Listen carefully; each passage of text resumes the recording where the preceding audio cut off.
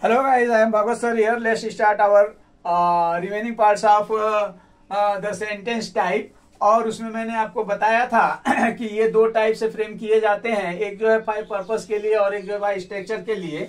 तो इसमें हम जो है एक्सक्लेमेटरी सेंटेंस के विषय में पिछले वीडियो में बात कर रहे थे और हमने लास्ट वीडियो में देखा था कि एक्सक्लेमेटरी सेंटेंस को किस तरह से हमको सॉल्व करना। तो मैंने वहां एक रूल बताया था आपको, व्हाट और हाउ से रिलेटेड कि कैसे सेंटेंस को बनाया जाता है। और मैंने ये भी बताया था कि उस समय उसमें जो है लास्ट में ही आकर के एक्सक्लेमेशन मार्क लगता है। और फिर आपको बताया था कि show the sudden hurt feeling में आप जो है इंटरजंक्शन का भी प्रयोग करते हैं। तो आज हम देखेंगे इंटरजंक्शन कैसे प्रयोग होता है। इंटरजंक्शन क्या होते हैं, ये सडन फीलिंग को तुरंत एक ही शब्द में बता देते हैं, इसलिए इनके बाद ही जस्ट में जो है एक्सक्लेमेशन मार्क लगा दिए जाते हैं। बाकी के वाक्य से इनका कोई लेन देन नहीं होता है। बाकी के वाक्य जो हम बोलते हैं उससे पहले ही हमारे मुंह से ये उद्गार निकल जाते हैं, जैसे वाह, हुर्रा, हा, ये खुशी, प्रसन्नता और हर्ष के लिए होता है।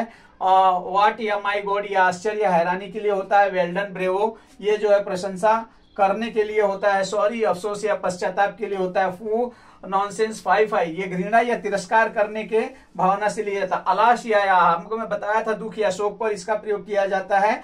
हाउ और ये हैरानी के लिए किया जाता है। और जस्ट आप जो है कि एक ही शब्द से आप भाप जाते हैं कि खुशी को, दुख को, परेशानी को, हैरानी को, सारी चीजों को एक ही शब्द के अंदर ये बता देता है, इसलिए एक्सक्लेमेशन मार्क्स आते हैं। इसके बाद आप देखेंगे कि यहां मैं कुछ जो है एग्जाम्पल दिया हूं, जैसे मैंने लिखा हाय मैं बर्बाद हो गया। हाय मैं बर्बाद हो गया, इसके लिए आप जान रहे हैं कि ये जो है दुख को व्यक्त कर रहा है। यहाँ पर अलाश, आई एम र्यून्ड, इस तरह से लिया गया। अब अलाश के बाद जस्ट जो है कि एक्सक्लेमेशन मार्क दे दिया गया, क्योंकि ये अलाश जो है अपने आप में जो है खुद ही फीलिंग ऑफ हर्ट को बता देता है, ये इंटरजंक्शन का काम करता है। तो इसके बाद हम देखते हैं कि अलाश के बाद जो शब्द आते हैं, वाक्य आते हैं, उन वाक्य की शुरुआत कैसे की जाए। तो अलाश जो है ये एक वाक्य है, सेंटेंस है, क्योंकि इसके पीछे एक्सक्लेमेशन मार्क्स लगा है। मैंने पहले ही बताया था कि वाक्य वो होते हैं जिनके अंत में फुल स्टॉप, जिनके अंत में एक्सक्लेमेशन मार्क या फिर क्वेश्चन मार्क होता है, वाक्य होते हैं। तो यहाँ वाक्य समाप्त हो गया। वाक्य समाप्त होने के बाद जो है